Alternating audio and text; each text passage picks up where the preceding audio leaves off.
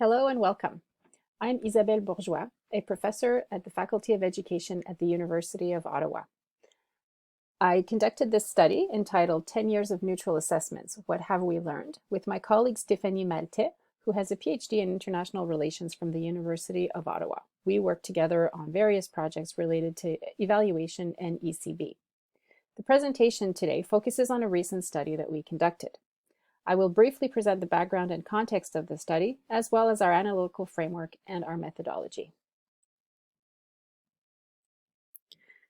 Just as a reminder, neutral assessments were introduced in the Policy on Evaluation in 2009, which stated that every evaluation function should be assessed every 5 years.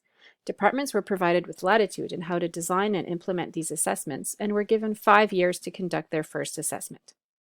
Originally, the neutral assessment focused on conformity to the policy on evaluation and the overall improvement of the function. These objectives were maintained in the policy on results that replaced the policy on evaluation.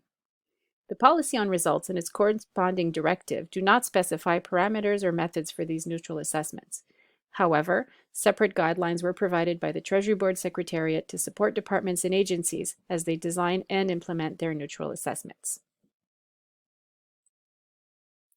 Given that the requirement for neutral assessments has been in place for 10 years, we felt that it would be a good time to examine the neutral assessment reports that have been produced thus far. So our study sought to examine the neutral assessment reports conducted on behalf of Canadian federal evaluation functions and focused on compliance as well as evaluation capacity and evaluation utilization. Our other purpose is to identify general trends and areas for improving neutral assessments.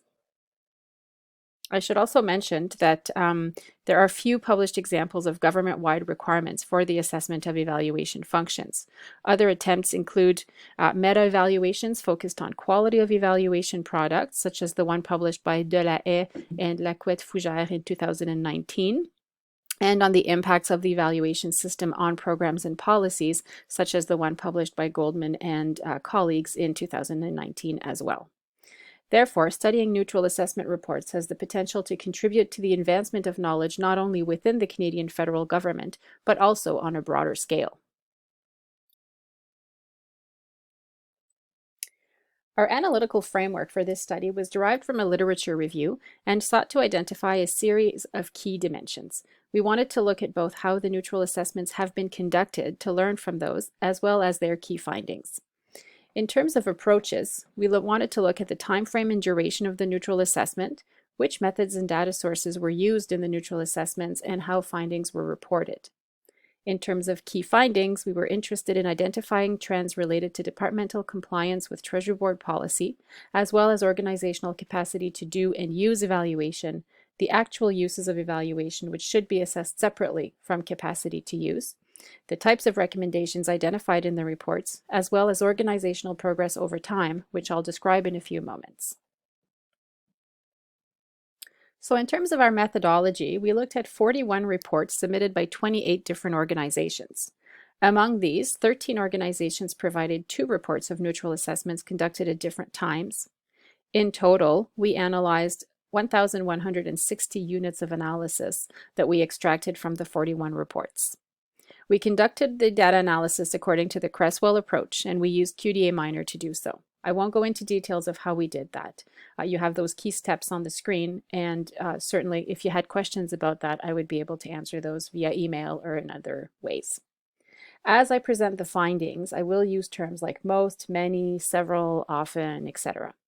These terms are meant to be descriptive and do not denote a specific percentage or quantitative measure of occurrences as per standard qualitative content analysis practice.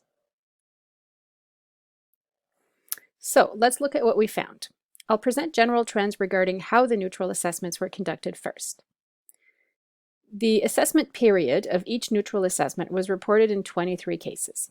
Based on that information, we found that most neutral assessments focused on a period of 3 to 6 years of evaluation activity within the organization, with many of these reporting on 4 or 5 years of activity as per policy requirements. A few reports also provided a forward-looking analysis, which included 1 or 2 years into the future. In terms of duration, 20 reports mentioned the total duration of the neutral assessment process. In general, neutral assessments appear to take 3 or 4 months. The shortest duration reported was 8 weeks, and the longest one was 6 months.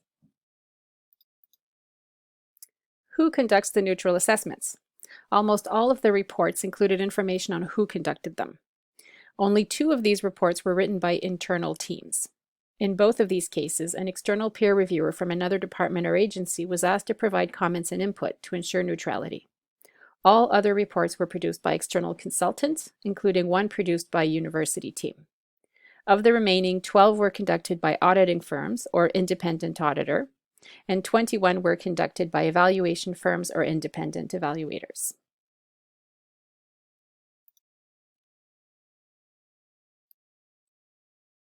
How were the neutral assessments conducted? Which methods and data sources did they use?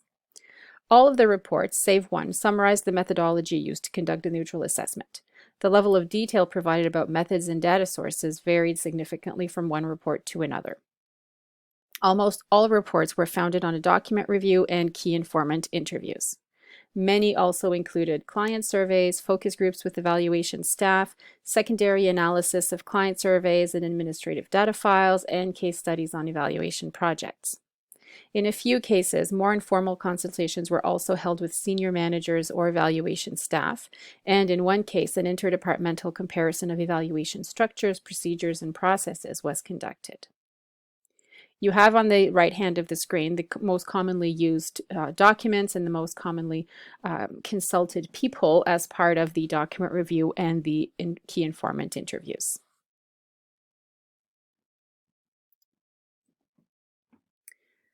So what did the neutral assessments focus on? Many of the reports identified key questions or objectives for the neutral assessment. The level of detail varied from a list of professional practice statements to in-depth questions on multiple themes. The themes most commonly found amongst the evaluations are up on the screen. The main one, I would say, was conformity to Treasury Board expectations, given that that is the reason behind the neutral assessment in the first place. Other questions that came up quite often included questions on governance and management of the evaluation function, the quality and the timeliness of the products, the capacity to conduct and use evaluations. They also looked for concrete examples of evaluation use in the organization, and then talked about other issues that we saw less frequently, such as how performance measurement and evaluation aligns in the organization, questions surrounding the credibility and neutrality of the function within the organization, and the added value of evaluation to the department or the agency.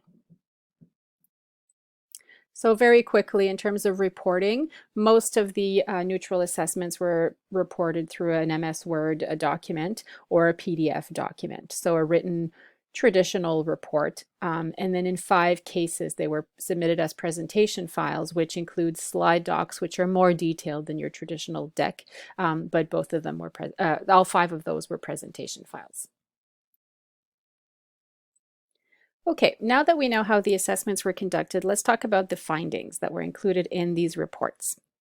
The first series of findings focus on compliance to the policy, as I mentioned previously. The majority of reports containing a statement about compliance or conformity, so 38 out of 41 reports, are quite positive.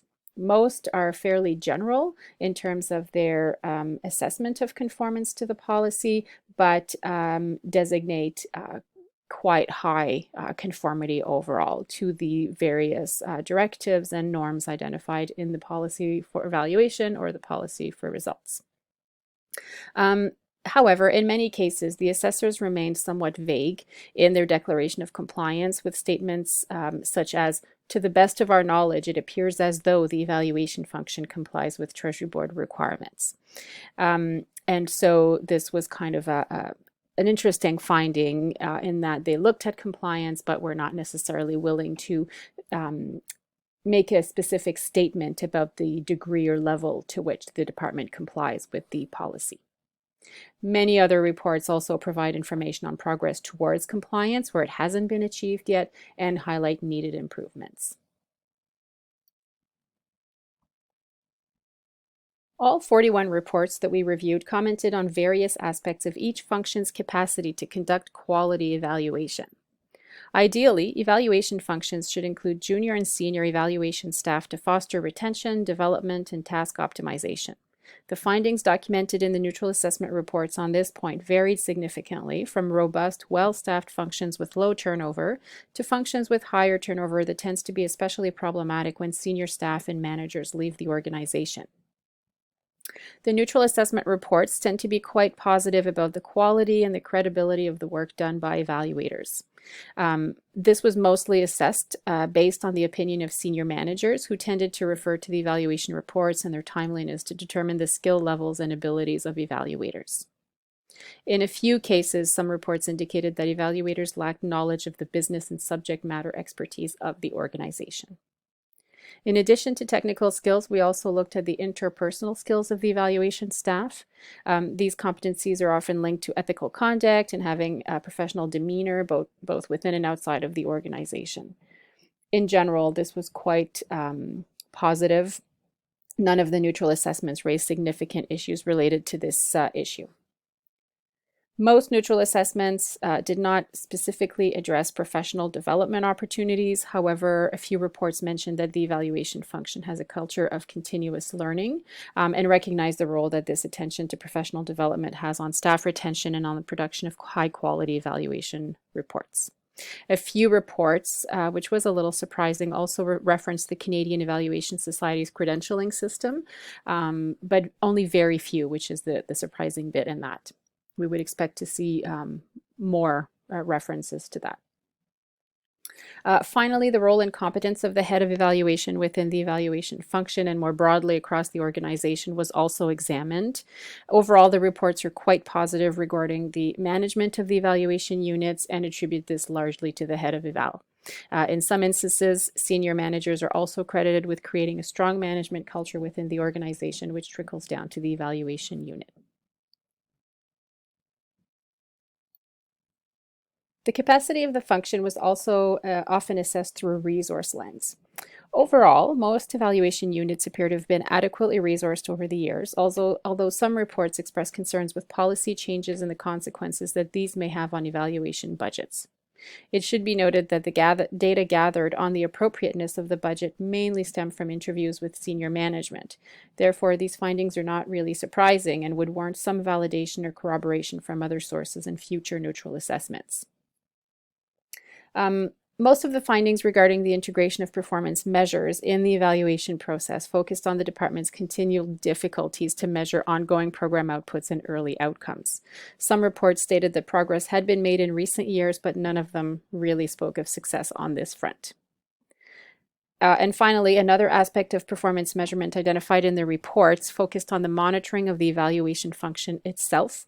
In most cases, when this was addressed, it referred mainly to following up on recommendation implementation as a proxy for evaluation use and influence. For the most part, the reports indicate that there is sufficient capacity in terms of infrastructure and that it continues to be developed through the introduction of new procedures and reporting processes. One notable exception, which appears in several reports, is the timeliness of the approval processes for evaluation reports, as well as the timeliness of posting the reports on the organization's website, even though both of these processes are outside of the direct control of the evaluation function. In terms of planning and conducting evaluations, almost all of the reports comment on the department evaluation plan. For the most part, the plan is developed according to Treasury Board directives and includes the required information. This typically also includes consultations with senior managers and other corporate functions, as well as central agencies. So that's usually quite well done. Many reports highlight the balance achieved in the organizations between conducting evaluations internally and hiring outside help. This was perceived as a contribution to the unit's capacity when needed, although some reports also mentioned that the units reviewed are trying to establish a more stable internal function. Very few reports mentioned linkages outside of the evaluation function, either internally or externally. Some reports highlighted the fact that these linkages are important to evaluator development and to increased evaluation quality, but no details were offered. In one instance, the linkages between the evaluation unit and the audit function were found to be complementary and offered additional support to evaluators when needed.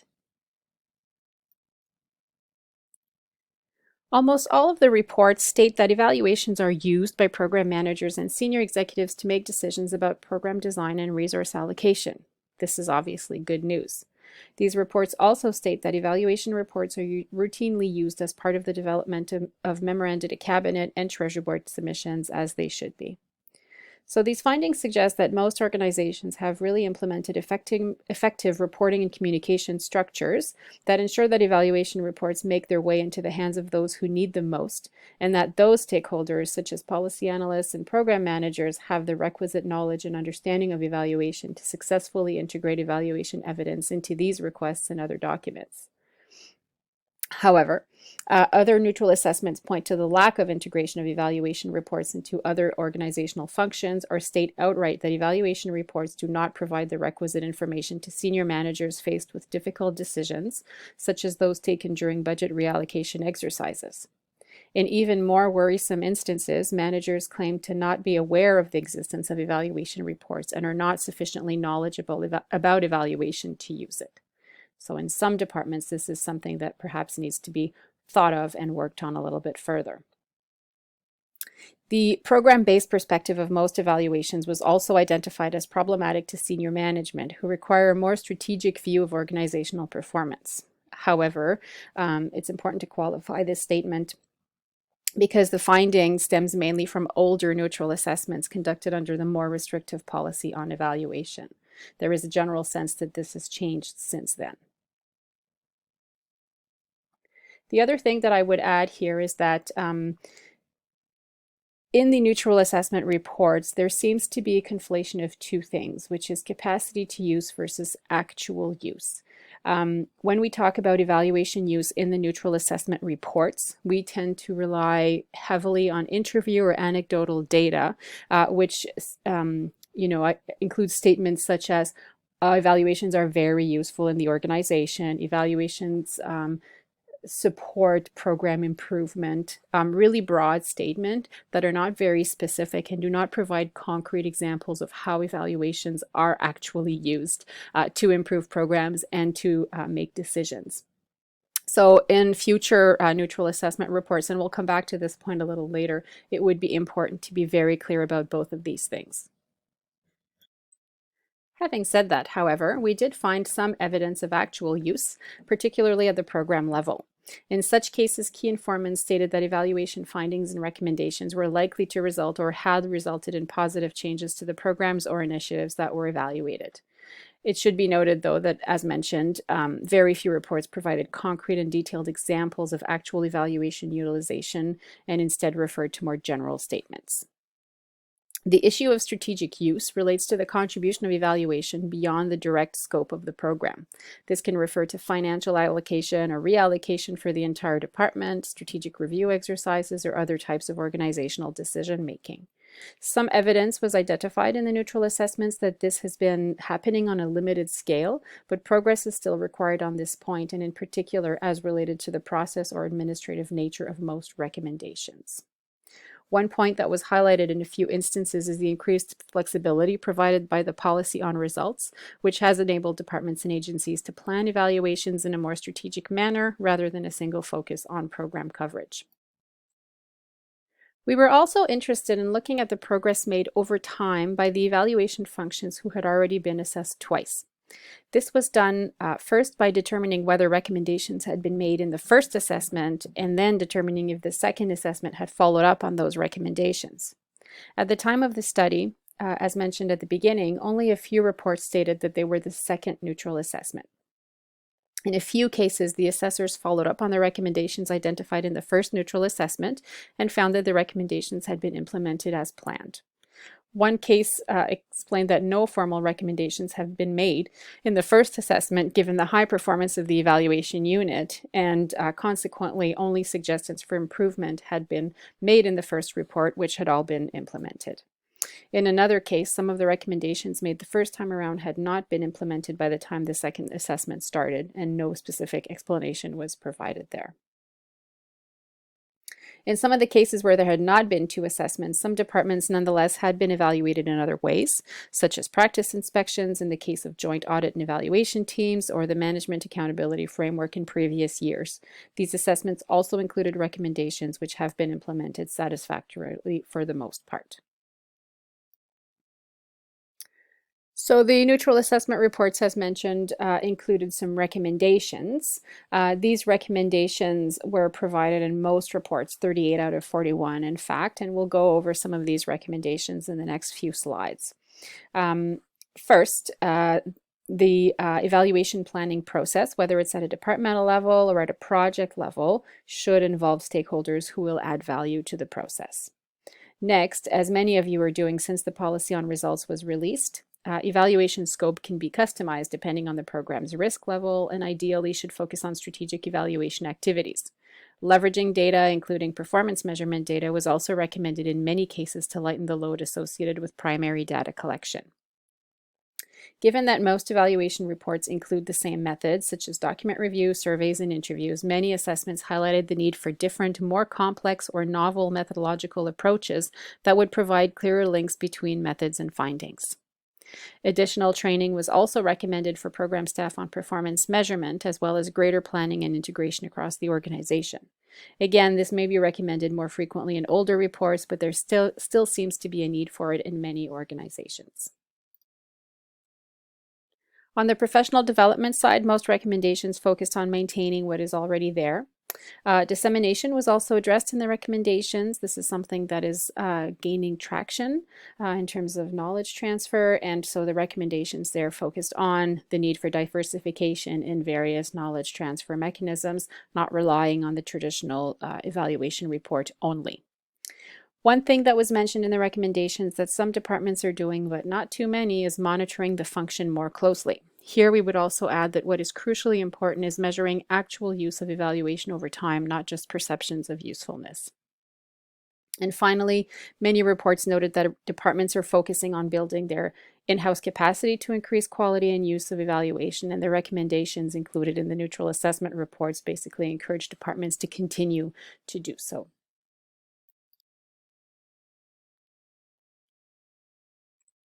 So, what can we take away from these findings?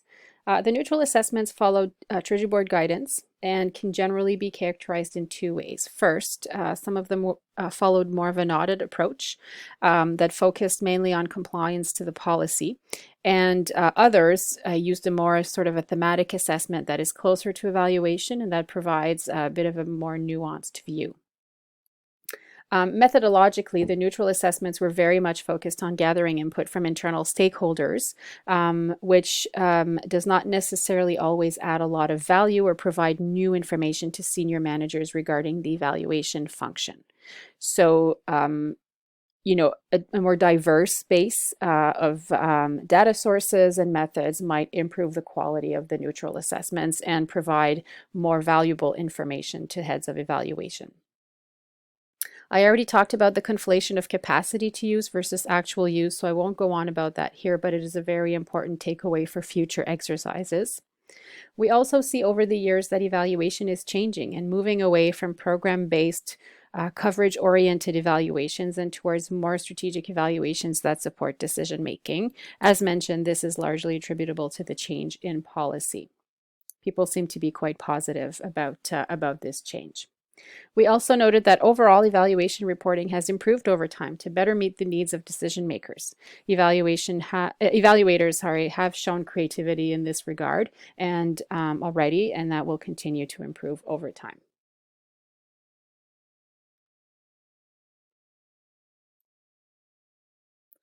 So, what have we learned after 10 years of conducting these neutral assessments? The neutral assessments still raise the issue of the added value of the evaluation function. This is a priority that must be addressed. In terms of future neutral assessments, we would recommend moving away from the conformity and operations focus, since findings there are generally positive and solid. Compliance is not really a problem, so there isn't much point in assessing it continuously. We should, however, continue to look at how evaluations are used and how they contribute to decision making. We would also recommend that the neutral assessments be conducted externally, but with a broader focus and perhaps a comparative element when that is possible, to avoid simply repeating the views of internal stakeholders only. So I hope that this presentation was helpful and gave you some insight into what the neutral assessments have found over the last 10 years and the ways in which we can improve neutral assessments so that they provide useful and interesting information to evaluation functions that they can then use to draft a roadmap for their future and their continuous improvement. If you have any questions, please feel free to email me at the address that you find on your screen. And I thank you for your attention and for your dedication to the evaluation function.